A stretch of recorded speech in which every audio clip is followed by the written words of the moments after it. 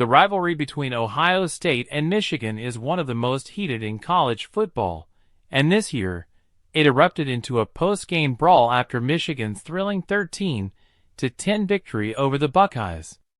The fight, which broke out after Michigan attempted to plant its maize and blue flag on Ohio State's Block O at midfield, is only one example of what became a troubling trend during rivalry week.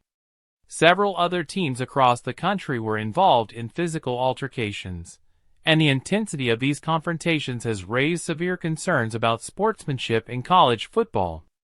Kirk Herbstreit, a former Ohio State quarterback and now an ESPN analyst, expressed his frustration over the rising incidents of post-game violence. On Sunday night, Herbstreit posted on X, formerly known as Twitter, calling for harsh consequences for players involved in these altercations. He stated that anyone involved in the fights, particularly the aggressors who escalated the situations, should be suspended for their team's next game, including any conference championships or college football playoff games. I think any conference commissioner who had a team or teams involved in the post-game fights owes it to his conference and the sport of CFB to study the film very closely and sit anyone who was involved in being an aggressor to help escalate the situation, Herbstreit wrote. Sit those involved for their next game, whether a bowl game or a playoff game. These dudes need consequences, for they're good. Herbstreit's call for severe punishment stems from his belief that the sport needs to maintain its integrity, and that players need to understand the ramifications of their actions, especially when they happen on such a public stage. He argues that the passion surrounding rivalry games, while part of what makes college football so special, shouldn't spill over into violence, especially when it risks the safety of players, coaches, and even fans. The Ohio State-Michigan incident wasn't isolated, as several other rivalry matchups saw similar post-game confrontations. After their respective games, North Carolina and North Carolina State, Florida and Florida State, and Arizona State were all involved in some sort of altercation. In each case, the winning team, playing on the road, attempted to plant a flag or a symbol on the opponent's midfield logo, which led to a physical escalation. The most dramatic was the Ohio State-Michigan fight, which took several minutes to break up. The Ohio State Police Department deployed pepper spray to control the situation.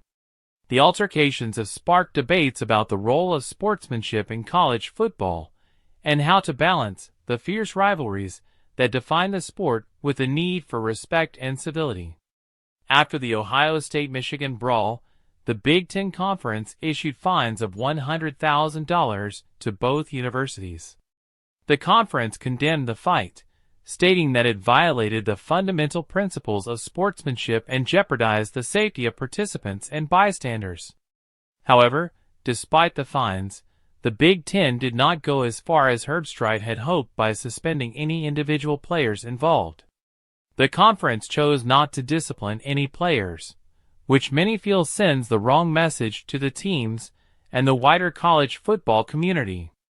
Herbstreit and others argue that this lack of accountability allows these violent behaviors to continue unchecked, and it could lead to even more severe consequences down the line if not addressed swiftly and decisively. Herbstreit's post highlights a growing concern among fans, analysts, and even some players about the behavior that sometimes overshadows the competitive spirit of college football. While rivalry games are meant to be intense and emotional, it's clear that there needs to be a line drawn between passion and aggression. As we move into the postseason, the question remains, how should college football handle these incidents?